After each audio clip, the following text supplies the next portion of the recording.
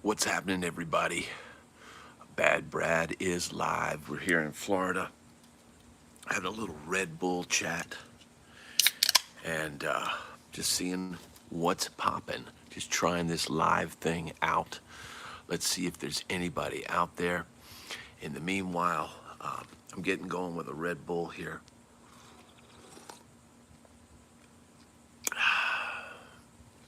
Man, as you get older, you find that you got to manufacture that youthful energy. And I've gone back and started reverting to energy drinks. For a long time there, I was all about iced tea, unsweet iced tea, and Milos to be specific. Man, I get gallons of that stuff, and it's what keeps me going. How you doing, Vance? How you doing, brother? What's happening? This is probably the first time I've gone live since the channel started to take off, and I just thought I'd come on here and see what's popping off with everybody, let you know what's going on here in Florida. Now, the wife and the kid have gone to the beach today. I've been a little under the weather, so I opted to stay back here and also get some work done. Now, I got awesome video I shot this morning, early morning. I know everybody likes to hear the stories. And Arizona green tea with ginseng. Yes, those are good. Those are good. Man, you know, it's like it goes back to that time. What's up, Mr. John Billings? Ladies and gentlemen, bass player extraordinaire, John Billings. Man, one of those guys that probably could tell a lot of stories about me. Maybe one day he'll have his channel and it'll all be Bad Brad stories. But in the meanwhile, I'll be the one delivering those stories. Yeah, we're here right now in Daytona and kind of in a holding pattern until we get our house up and running. So I have my guitars here, but they're all like in a garage, and you know, haven't been able to plug in an amp for a while. Yeah, John Billings' channel will be all Bad Brad, all day, all live. Yes, indeed. Yes, yes. John Billings is a legend, and if y'all don't know, you better ask somebody. Okay. Yeah, you know, since this channel has kind of started to take off, you know, it's been amazing. I noticed on the, we are legends in our own mind. Yes, absolutely. Hey, mate, what's happening, Blago? Yeah, we've had, you know, a lot of people that I watch on YouTube. What's up, CB? A lot of people that I watch on YouTube, you know, started commenting on the Broke on the Road video. And, you know, Tom Bukovac commented, you know, just the Guitarist. These are guys that I watch. And you know, it was just so cool to all of a sudden see like the people that I watch on YouTube. Because let me tell you something, I am a student of YouTube. YouTube is pretty much all I watch. And when I get my house back and set up, and my little setup that I have where I can watch YouTube on my TV, I'll be back to my normal viewing habits of watching YouTube. So I've studied what people have done, and I've seen, I've learned how guys shoot their videos. And you know, it's ironic that you know, through all of this, basically, you know, I thought I had to play guitar and, you know, teach and demo and all this kind of nonsense, but really people just want to hear the dirt. They want to hear the truth. They want to hear, and you know, it's like we are all kind of in the same, you know, age group largely. And bro, Trump or Biden, how about a reset and neither of the above? I mean, I don't talk politics on this channel, and and that's for a reason. I think politics are a lot more. Adela, what's happening? How you doing? I think politics are way too complicated to be split up between two different parties.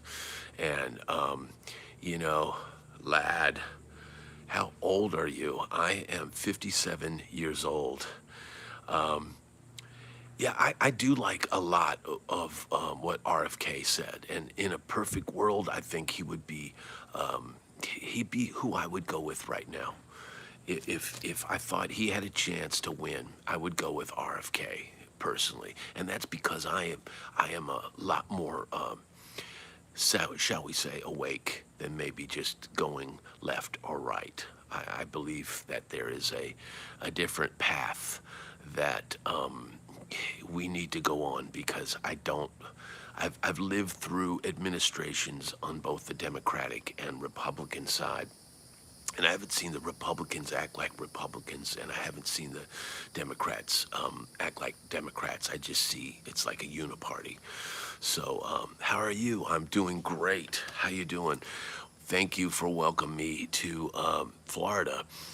Friends in Venice. All right. Yeah, I think I do have some other friends that are in the Venice area, and I'm starting to connect with some of the musicians that I know in this area, and I've gotten some job, offers, shall we say, or more like, hey, I'm gonna need a sub, and I think you'd be perfect for this band. And wow, yeah, left and right need pushback. We need up and down parties. Yeah, we need what we need is less parties, less team sports, and what we need is to be all on the same team. Um, Thank you very much. I don't want to hear about it later. All right. I don't want to hear about it later. Van Halen, is that a Van Halen reference? But yeah, I don't talk politics on this channel, man, because frankly, it's not as much fun as talking about gig and war stories. And man, I shot a killer video this morning all about being a hired gun on the road, and how the movie Apocalypse Now is one of my favorite movies of all time. And all right, it is a Van Halen reference, but I did this whole dissertation on being a hired gun on the road, and like relating it to the movie Apocalypse Now, and how you're traveling down this river and you're stopping along the way, and that's kind of similar to being on a tour bus, and you're gradually just heading, further downriver and closer to insanity. Playing on street in Venice for 5 years. Best gig ever had. All right. Yeah, I haven't done a lot of street work. That's one thing I can't really comment on. And, everybody tells me that down here there is a lot of, yeah, no borders, no country. I do agree with that. I do agree with that. And I think both sides are starting to maybe see people getting frustrated with that. But I don't know if any real action is going to happen. And once again, this is not a political channel at all. Talking about here in Florida, there's a lot of solo gigs. And man, I haven't played acoustic solo in decades. When I was a kid, that's what I used to do. I'd take my acoustic guitar to school and, entertain the ladies with some songs, and get them to swoon a little bit. And yeah, so I've thought about doing that, but I'm starting to realize my idea of a gig may drastically change now that I'm here in Florida. I don't want to go backwards. I don't want to go back to playing dive bars. And I was making a pretty good chunk of change back in Nashville, playing the corporate and the wedding scene, and it was relatively easy. And there were a few gigs that were hard. Yeah, we probably did. We probably did meet back in the day. But I'm gonna get creative with what I call a gig here. If I have to, one, I'm gonna go full bore on YouTube now. So get used to it. I'm gonna be another voice that you'll be able to tune into and listen to, and get my experiences, and we share our experiences together. I mean, that's one thing that I've found through having this channel is that there are so many people just like us that have all these experiences in the music business, and we can all relate to these stories. And it does take good storytelling. YouTube needs truthers. You're chosen, Brad. We love you dialing in of stories. Yeah. Man, that's what it is. That's what really. That's why I say music, guitars, and truth. Um, you know, where in Virginia did you grow up? Danny Gatton, Mary Chapin Carpenter, Nielsville. It used to be a good scene. Yeah, I was in a place that had no scene. I was in Colonial Williamsburg, is where I grew up, and so when I first started playing professionally, I was based out of Williamsburg, Virginia, and I played Busch Gardens, and that's where I met Victor Wooten and the Wooten brothers and all those people. Hey, what's happening from Canada? That's where I started my career playing at Busch Gardens, and I met John Billings, through my contacts there, and I met Carter Beauford, that ended up in Dave Matthews Band, and just on and on, man. They were monster players in Virginia back then. Keith Horn, if anybody's heard him, John Billings, the Wooten brothers, Dane Bryant was an incredible keyboard player. He's still based in Nashville. And what was the guy that plays guitar for Tim Reynolds? Tim Reynolds that plays with Dave Matthews Band. Man, I used to go see him at James Madison University. Hey, what's happening, Scott? I used to go see him at James Madison University, and I would get board tapes. I knew the sound guy, so I'd say, hey man, make me a board tape of just the guitar. And so I would take I had a Tim Reynolds board tape, and then I would try and figure out what he was playing. And there was a couple licks that I took off of that board tape. And I still, every now and then, I'll play some of those licks.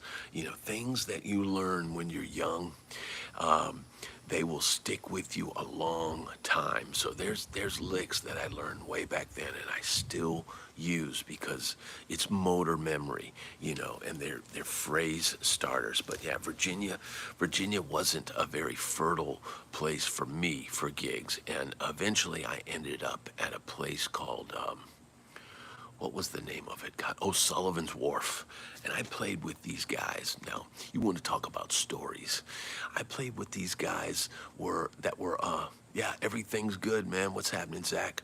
I played with these guys in a cover band that was called Trix, Trixx. Richmond, Virginia Beach Music Fest on the boardwalk. Yes, yes. But I played with these guys. They were in their 40s. And I was like 19, 20 years old. And I got the gig with these guys. They had kicked out their guitar player who was a biker.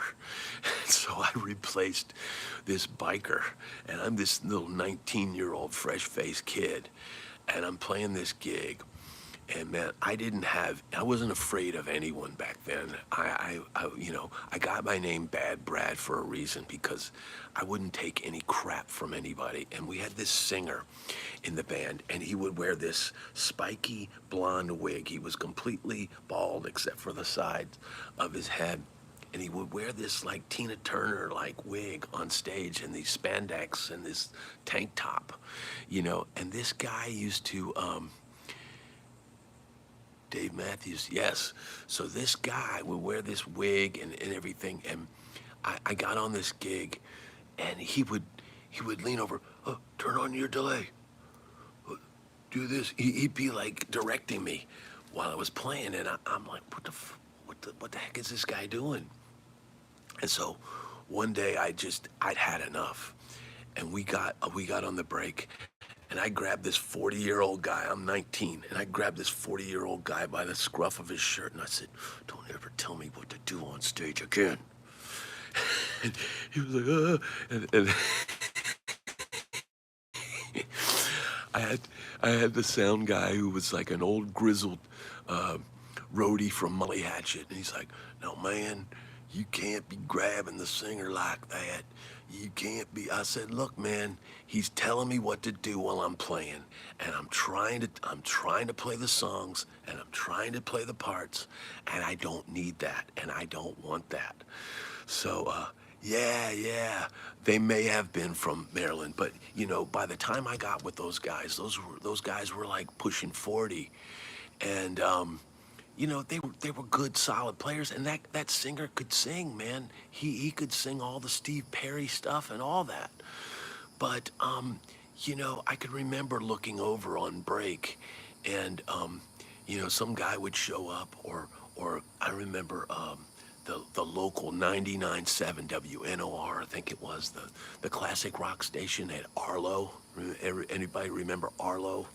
And he was the DJ, and they would be backstage, and they'd be back there with some biker medicine, and they'd be doing that just to get some energy. Back then we didn't have energy drinks, so guys were doing things that they shouldn't have been doing. And there were a couple times where, hey, you want some? And I was, man, I'm 19, man. I got energy for days, you know. So, and the Ravens, yeah, I think DC, yeah, they may have been. But at some point, I had decided, okay, I'm doing this gig for a little while to get a paycheck, and I think Road Ducks. I remember hearing about the Road Ducks. I remember at some point these guys were going to sign a contract with this Sullivan's Wharf, and they wanted me to sign like a 2 or 3 year contract.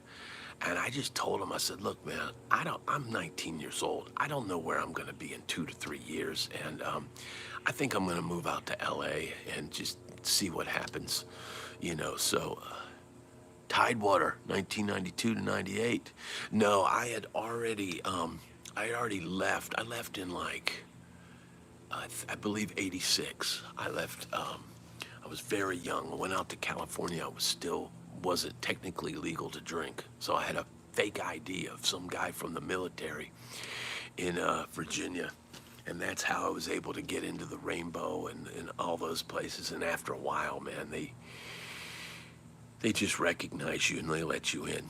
The Rainbow Bar and Grill was always my favorite place to go, and I would go there for Christmas. That would be, I wouldn't have enough money to fly home to be with my family, so I would sleep all day on Christmas, and I'd wait till my other band members, got back from eating at their parents' house or whatever, and we would go to the Rainbow, and that's what I would do for Christmas. Let's see. You remind me of a good friend here in the band, the Y Store. Okay, well, cool, man. Yeah, man, there's, we're all pretty much alike. In Tupelo, Mississippi, the birthplace of Elvis Presley. Yes, indeed. Man, that's one place I wish I had gone and visited, was the birthplace. I've been to Graceland a few times, but man, Tupelo, Mississippi is really, really where it started, right? Here's cheers to everybody.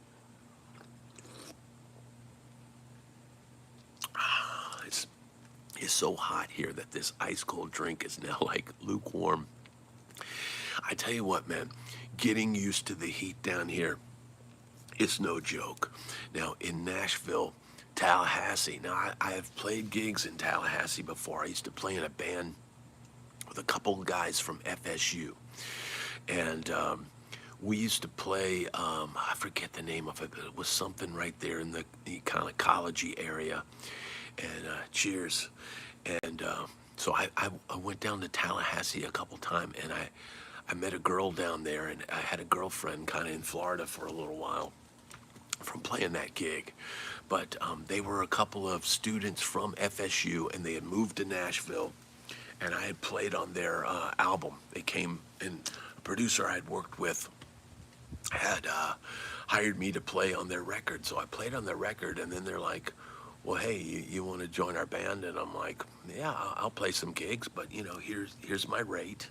So they had to pay me to go down to Florida. I was like, look, dude, I want to do this, but you got to make sure it's gonna. Went to grad school at FSU. Yeah, man, that was really cool though, cause I was probably, I'm guessing about 35 then, but I'm playing with these guys that are like 22, 23, 24, and we're playing like, these college bars and back playing rock and roll again. So that was a lot of fun. Thanks for bringing back memories from the road. I don't have any regrets. Got to go play, brother. Peace, Laverne. Peace, brother. I'll see you on the next one. Yeah, man. I tell you what, this heat here is tough to deal with. And, people in Nashville that I play with would complain about outdoor gigs and how we just don't want to do them anymore. Did you see Danny Gatton? No, I never did. I didn't even really, barely knew who he was when I was living in Virginia. And I wasn't really hip to his playing until much, much later. And actually, probably by the time I got to Nashville, I kind of checked out some of his videotapes and stuff like that. And man, he was incredible. I'm just blown away that a guy like that just decided to end it all like that, like Roy Buchanan. I don't really fully understand it. What's your opinion on some of the budget guitars like Sire and Yamaha? I tell you what, I'm very, very interested. I'm very interested in budget guitars always because it gets to be a little ridiculous taking some of these expensive guitars out on these gigs and they're just getting thrashed. So I haven't I've come up close to some Sire stuff. I haven't played one, but they seem like the build quality looks real good up close. I don't have personal experience with them.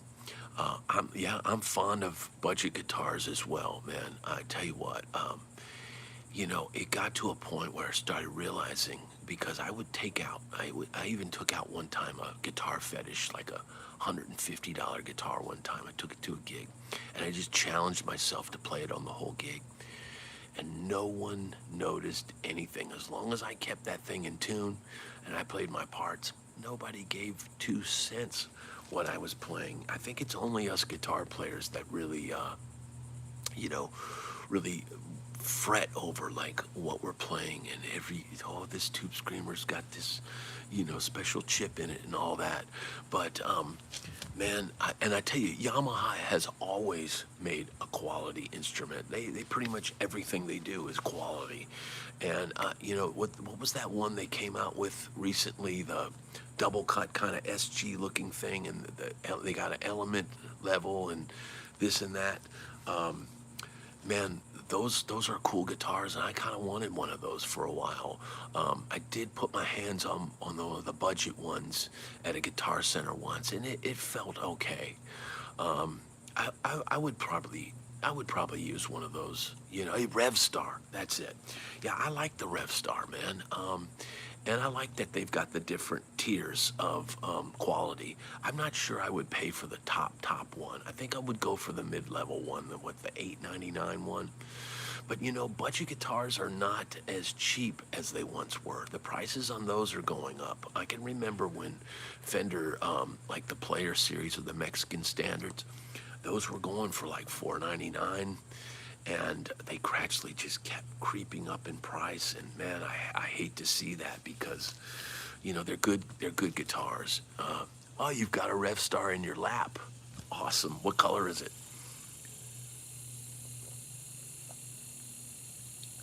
I needed that. Like and sub, folks. Almost 50 in here chatting. Yes, that is awesome, man. And thank you. There's some people that have done some of those, what is it, the super or the special thanks or whatever, black with humbuckers. Yeah, that's a cool one, man. The black is cool. It's got the little like racing stripe on it. PRS SE can be had cheap used. Yes, and I tell you what, man, I did a demo of the more recent, the bolt-on with the satin finish. And man, that was a really cool sounding guitar. I did a comparison between that and my Custom 24.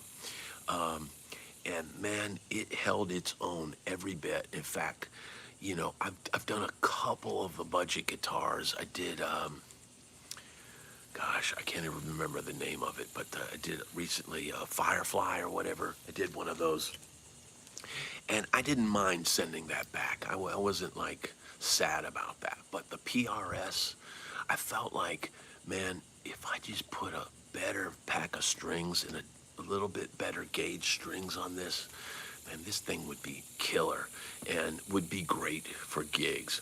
And that's why a lot of times I was using, I like to use super strats. Who may be interested in a 19 Martin D18 302 made? Cobain's unplugged. Hey man, the best thing is marketplace for selling stuff locally. Do you use tens and do your own setups? I do generally use tens. I only use nines if the guitar has a Floyd on it, and right now I've only got a couple guitars with Floyds, and I hardly ever use them. That's all I used to use back in the day were guitars with Floyds, but man, it's just such a pain in the ass. And the other thing I don't like is when I do double stop bends, the bridge floats, and then it's never perfectly in tune. But yeah, I do like 10 through 46 generally. I thought it was Kurt's 20 years. It was my retirement fund until that is Kurt's daughter sold it. Cheers from Europe. Cheers, man. What town are you in right now? Well, I'm near Daytona, and I'm in a fly-in community. So there's occasionally you'll hear some planes, some small engine planes flying in. I bought a PRCE during COVID, but I really didn't care for it. Went back to my Tele. Yeah, some of the CE that's a cool guitar, but man, I feel like it's almost like with any guitar, you've got to try everyone in the store and pick out the best one. And it might be just a fact of which one is set up better. But, it's like, sometimes you get one and you just go, man, I just don't bond with this. But that one PRS SE with the satin finish, that was a budget guitar that it was kind of sad to go. I was almost leaning towards maybe I should keep this one, but having this move to Florida in 2018, what made you choose Daytona area? Well, this is not a permanent place right now that we're at, and just trying to sell the house in Nashville and get down here and then be able to manage the build of our house down here. We decided, and I asked, my stepdad and my mom if we could come down and stay in their little summer condo until our house is done. And they were like, yeah, go. We're just glad somebody's down there. So welcome to Florida. Thank you. So yeah, that's why we're in this area, and I do like it here. But I don't feel like this is like maybe as big a music market as maybe Tampa. I don't know. But we may be closer to Orlando. I'm not sure. To be honest, yeah, man, the PRS David Grissom SE is a really cool guitar. I have not played one, but man, PRS is really knocking it out of the box. I mean, not everybody's crazy about PRS. I like them. I like the way they play, and personally, I like the pattern thin neck. Did you cash out in Nashville property value? Unfortunately, I had cashed out a few times and upgraded, to homes. Kept cashing out and cash out, upgrade. And we had a couple of good cash outs where we did well. But in this particular time that we're in, and where the market is, and then what we're having to pay to get what we want down here. Thank you. No, I'm not using Pro Tools. I'm using Logic if it's a video where I'm playing. But otherwise, I'm just using the camera mic, and I just put it in Final Cut Pro, and then I raise the level up because I'm usually kind of whisper speaking like this. So what were we talking about? So Cash out, yeah. So when we sold our property just recently in Nashville, the market's down. Man, it's been really hard to sell, and we tried to, get a slight profit on our house sale. And but we had to get down here because my wife's job is like, you're supposed to be down here. Where are you? And so we had to get down here. So that's when I secured that we could come to Daytona. She could do her job from here and travel where she needs to go for work. And then we had to sell the house, and so we ended up losing money selling a house that we were in just over a year, which is not enough time to really build equity. But man, this was all such a sudden thing that I didn't get enough time to even scale down my guitar collection. I've got a lot of guitars, and I don't need all of them. But it's like I told my wife. I said I can't sell like half of a guitar collection in a couple of months. It's not possible. So I did sell some stuff because it takes money to do a move like this, and and also knowing that I'm basically out of gigs for until we get to Tampa and until I'm settled in and kind of got my I got a carpenter bee like coming after me, bro. Like really. They've got a lot of things that can attack you here in Florida. Carpenter bees, I didn't have that on my radar. I know there's gators and cockroaches and lizards and all that, but I thought the carpenter bees would be back up in Tennessee. But anyway, yeah, he's not happy with me right now, but you know what? Screw him. So let's see what we got. The sound quality. Ever play in Atlanta? Yes, I played in Atlanta a bunch of times. I played. There's that huge country bar. I don't know. It was some name like Joe Bob's or something like that. And I played there a couple of times with Cold Ford, and it was just this immense like club, and it would just be packed, and it had this huge green room, and man, that was always a really fun place to play. Reverb is your friend for quick sales, yes, but much more money. Yeah, it definitely is. Lots of God creatures are savage here. Yes. It's like when I moved to Hendersonville, just outside of Nashville. Someone said, well, I said, well, my wife wants us to move to Hendersonville to get away from the riffraff. And they said, oh, well, there's riffraff in Hendersonville. I said, yeah, and I'm one of them, and I'm coming. We are 50, stay calm, they go on ear, 50 folks. Yes, 51. We're doing great here, man. We are together. We are what they call show folk.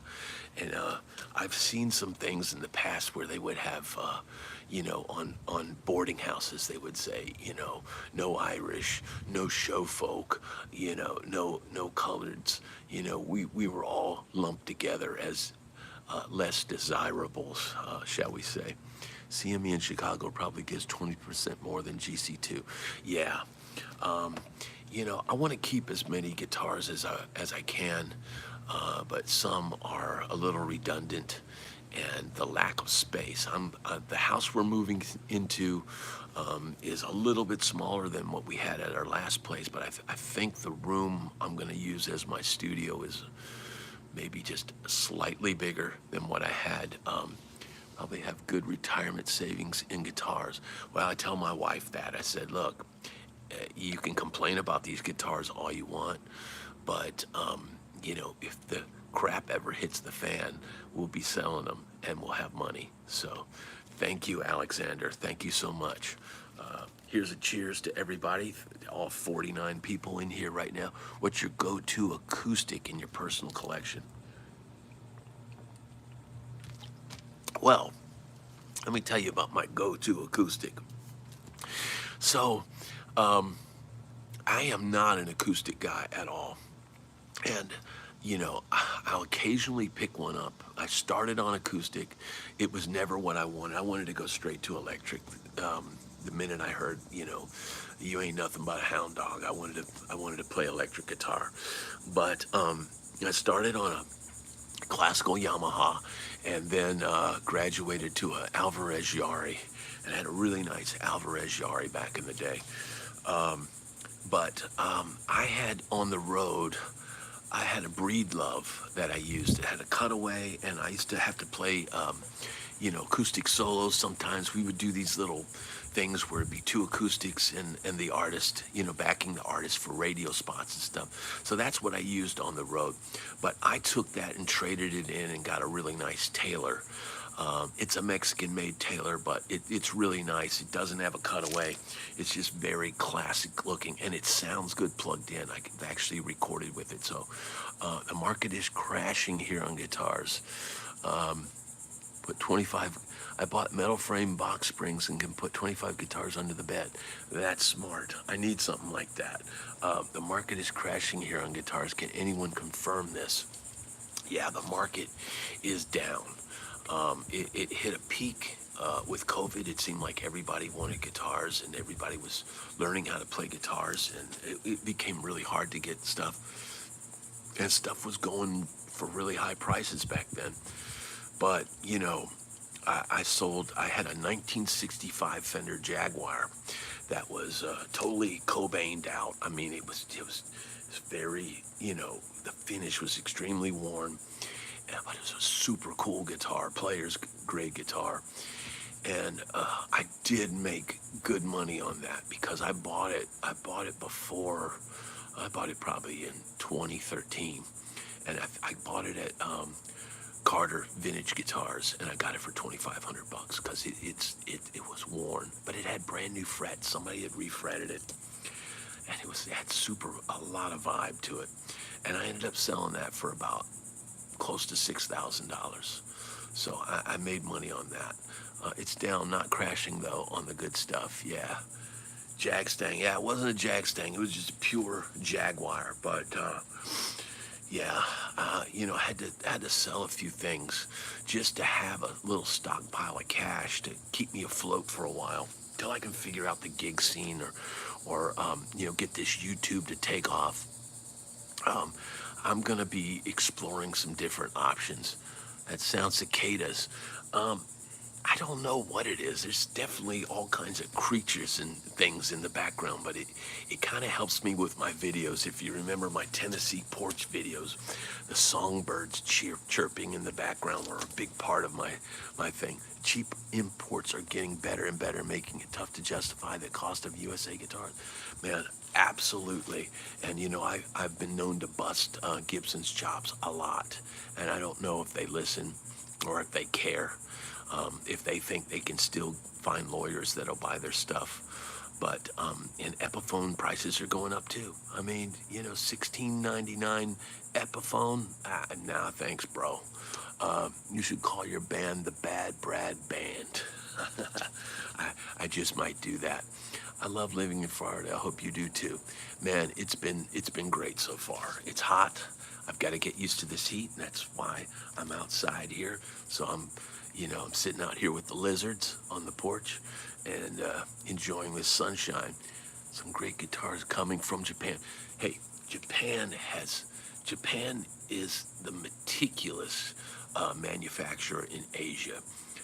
Anything out of Japan, especially now or in the last 10 years, man, their workmanship and their pride in their workmanship is unparalleled. So yeah, man, and Fender's back to putting out some Fender Japan stuff, and man, those are very tempting, and they're at a good price point. Make a cool guitar tee. I'll buy a few. Hey, Taylor Guitars, I have a TeePublic site, and you may see that in the description to my channel. and I have lots of t-shirts for sale. I need to plug that a little bit more in the future, but yeah, I believe there's a TeePublic link in the description on this channel, and there's Bad Brad shirts, and there's just plain, guitar player shirts, and yeah, I need to do more of that. It ain't the heat, it's the humidity, but it is hot today. Yes, it is. I'm glad I enjoy buying a 200 import and souping it up myself. Couldn't stomach a 1700 epi. Man, I am right there with you. It just doesn't make any sense.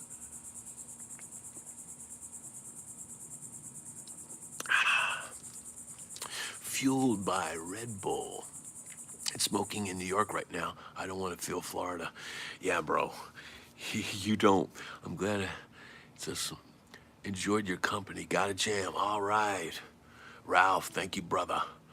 Roger that, Brad. Thank you, Taylor. Man, hey, if any of you guys need anything from Amazon or Sweetwater, in my video links, I put an affiliate.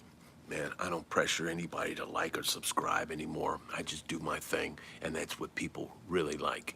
But man, anytime you're thinking about, hey man, I need some dog food, or I'm gonna order like AC vent, HVAC vents or filters for my HVAC, man, use my Amazon link. The 50 cents, it all helps, man.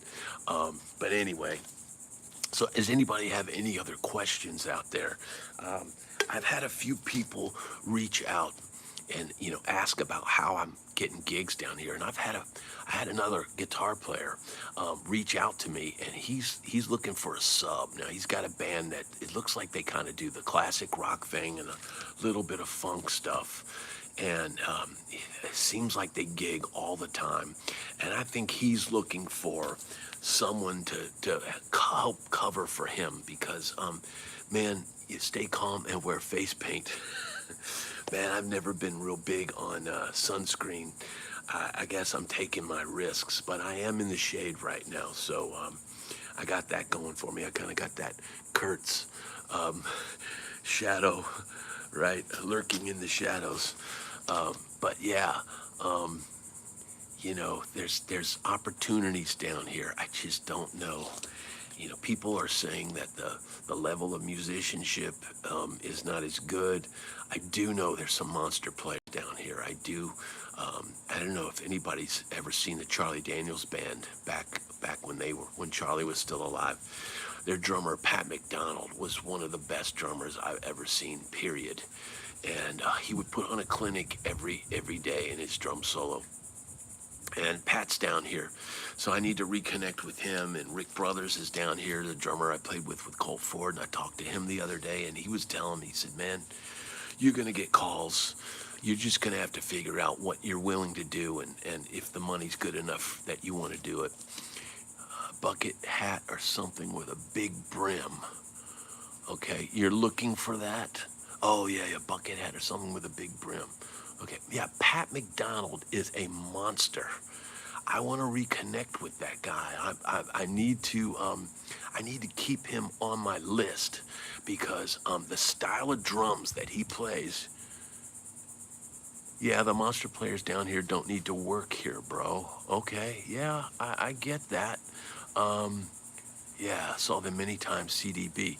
Monster players down. Well, I mean, essentially, no one needs to work here, but I'm looking to create situations. So I might not want to do $150, $200 gigs that much.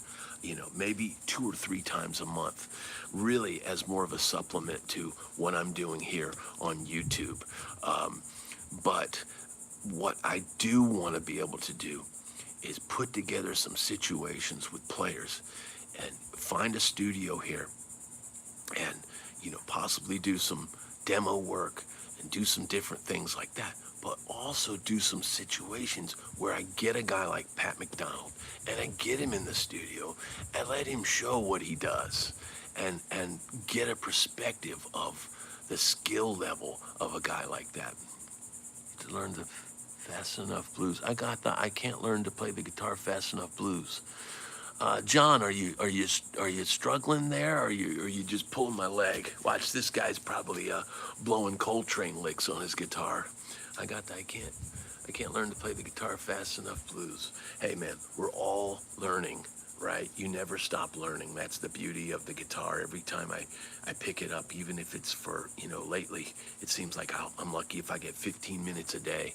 But I pick it up and I try to remember something I used to know, or I think about a chord progression that to play over, or there's always something new to learn. And sometimes even if it's learn what not to play. So there's so much to learn, that it's why I don't want to ever give up playing. I might not be out here grinding and playing Margaritaville night after night. I did that in Nashville a little bit, but I do want to play some gigs, just to sweat it out, just to pure, and I'm not afraid of heat, so I might take a gig, in noon here in Florida, and just go and just see how much weight I can drop, how much water weight I can drop in one day. Some of you might have seen the video I did recently where we played 4 hours straight in an unair conditioned venue. How many musical instruments can you play, and what are they? And that's Yannicka Aliva. Well, Yannicka, I'll be honest, the only one that I'm really excel at is guitar. And I do play some bass, and when I was a kid, I used to, mess around with drums, and I took piano lessons and some different things like that. But man, the only thing I would really want to be hired to do is play guitar. Margaritaville must play down here in Florida. Yeah, I've played Margaritaville, and this is a funny story about that song. Find a way to keep rock and roll going. Okay, a funny thing about the song Margaritaville.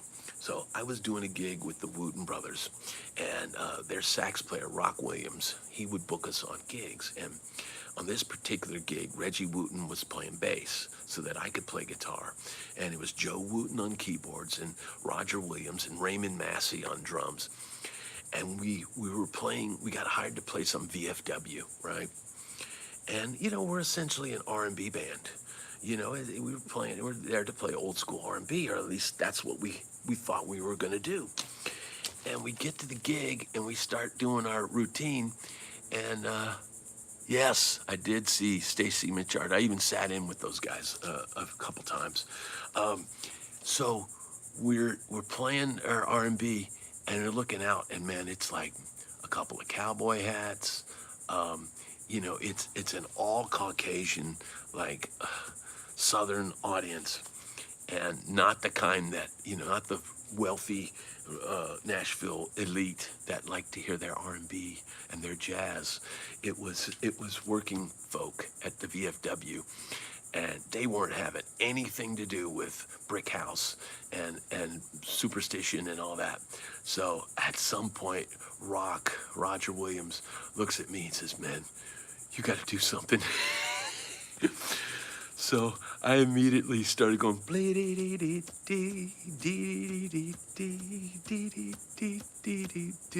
and instantly the dance floor filled up, and it was like,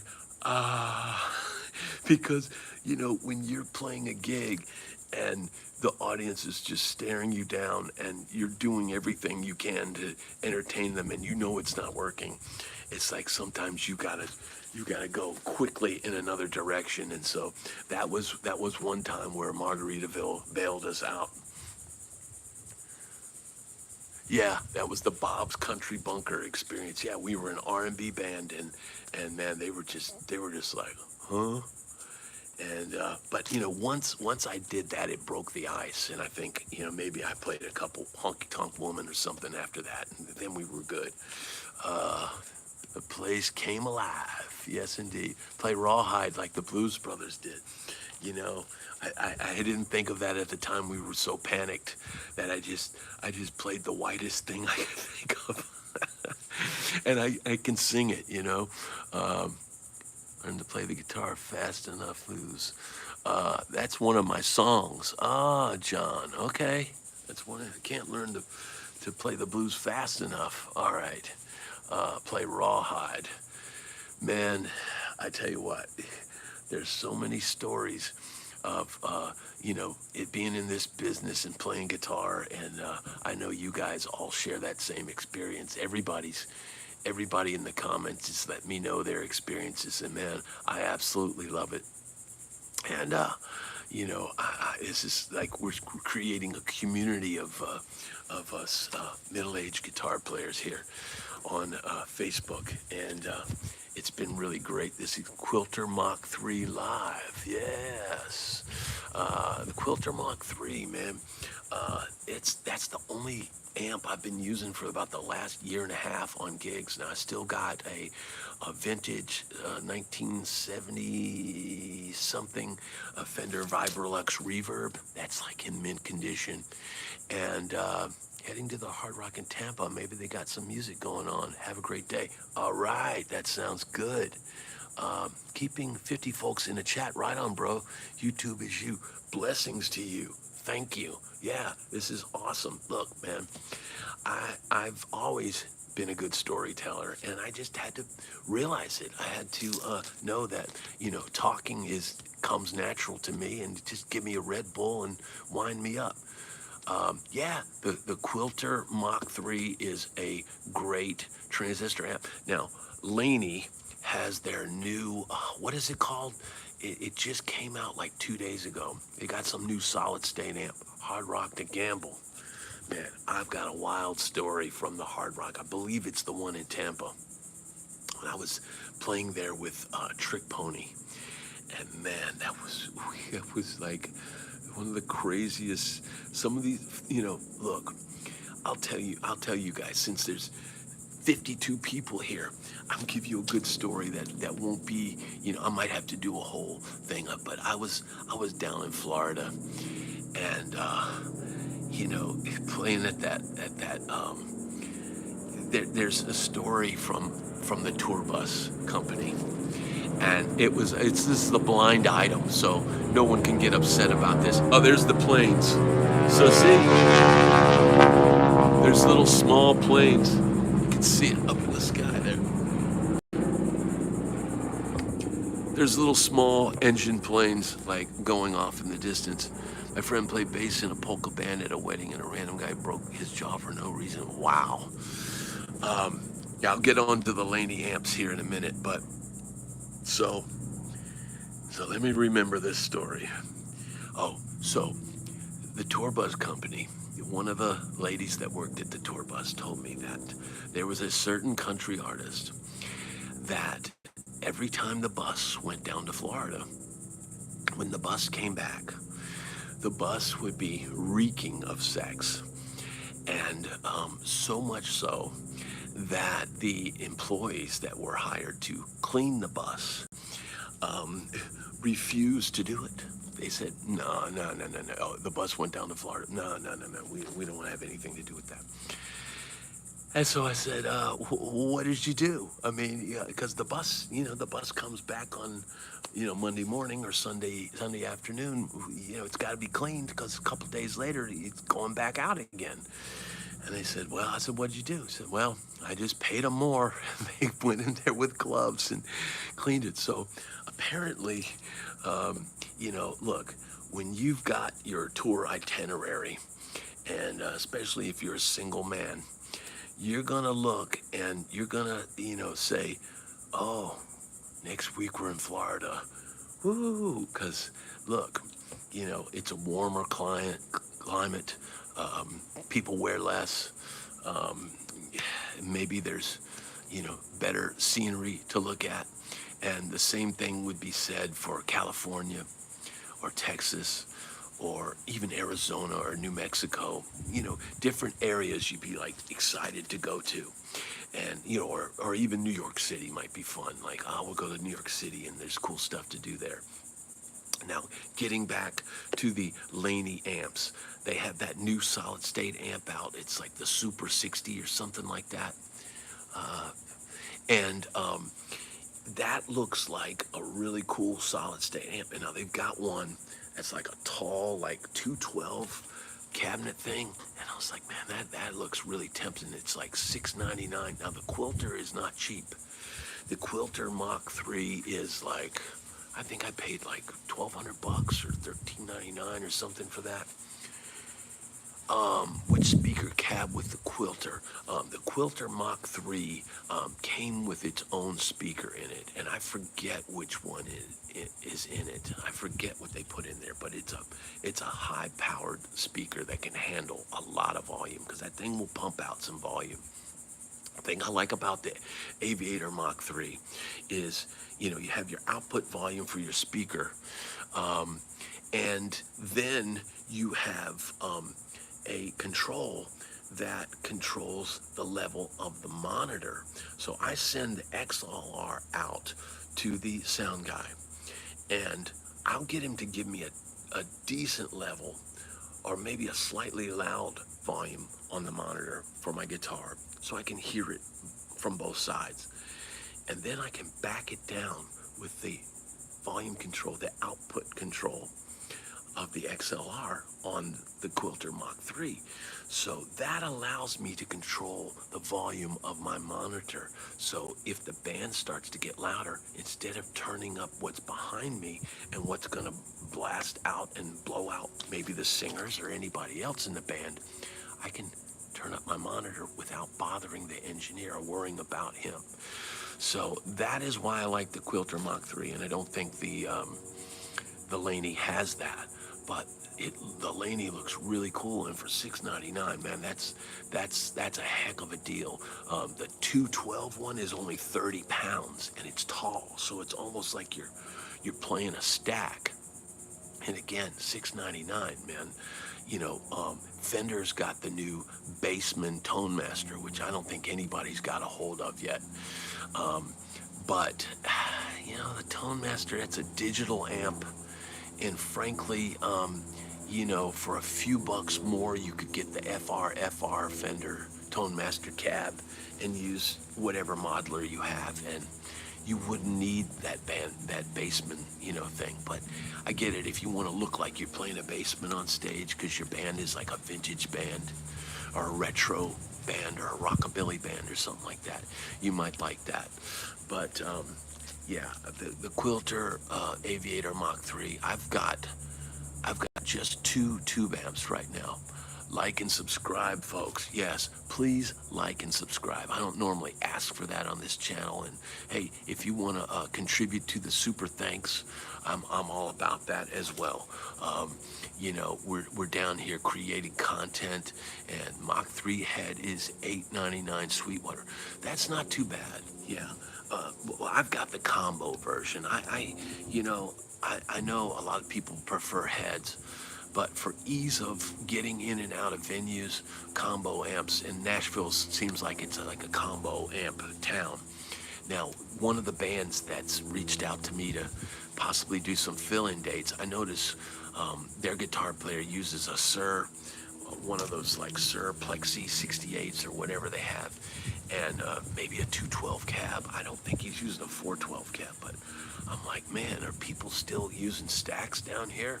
People are still using heads, but you know, some of these outdoor venues and stuff out here, yeah, you might be able to get away with that. I'm almost thinking, man, I might need to invest in something like that. Just to, if I gotta fill in for somebody, you don't want to like go in underpowered, because they're like, well, that guy was all right, but man, I couldn't hear his guitar, and he, you know.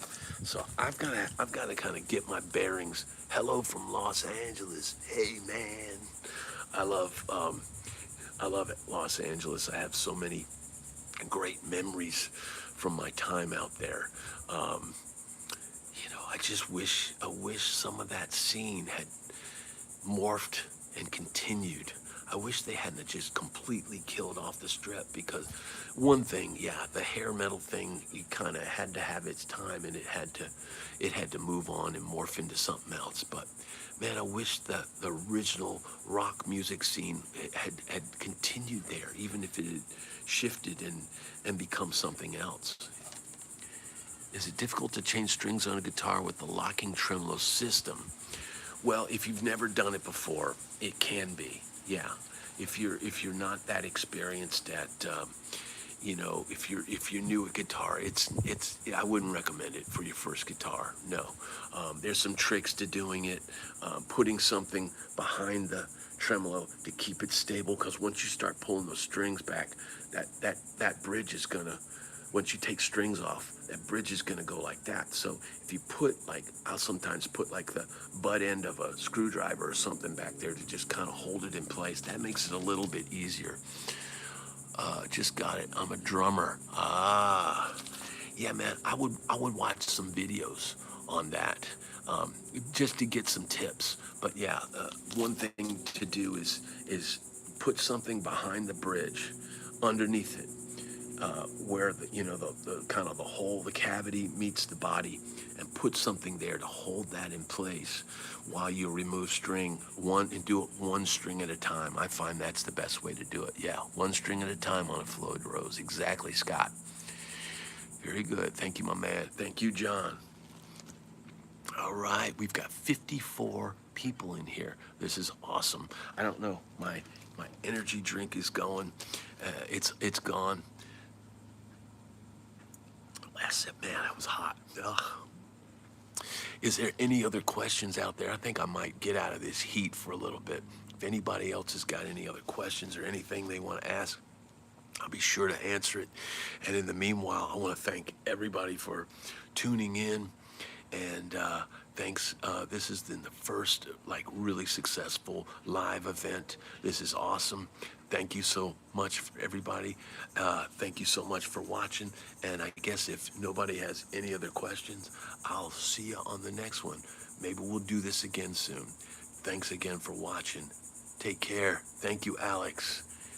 Get in the AC or the pool. I hear you. I've been playing the guitar probably like 2 years. Any tips? Yannicka. Yes, lots of tips. What I would suggest is, warm up your hands. I have some videos on picking exercises. Learn the major scale. There's 5 positions on the neck between the 1st fret and the 12th fret. Learn those. I've got a video on that.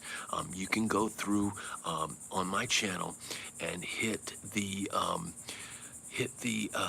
I believe it's under pro tips and lessons, and go in that category and check out some of those lessons. But you start off with your cowboy chords, right? Yannicka, you know what I'm talking about? Your basic C, G, D, all that stuff. Are you doing that? Cheers. Thank you. Thank you, Taylor. Yannicka, feel free to reach out anytime. And, I could even do Zoom lessons if you're interested in that. There is my email in the description on my channel. And if anybody has any questions, Ben, feel free to shoot me an email. All right, so you do know the cowboy chords. All right, well, I would start working on single note stuff. Without really hearing you play and really knowing where you're at, it's hard to tell you exactly what to do. But learn the major scale, learn the pentatonic scale. Work on improvising, learning how to play over chord changes, learn some chord inversions. There's literally a lifetime of work and joy that you can get from playing music. And, so there is no rush, only the limitations that you place on yourself. So good luck in your journey. And if you need any help, feel free to reach out to me in email. Thanks, everybody. I got to roll, but I will see you on the next one. I'm out. See ya.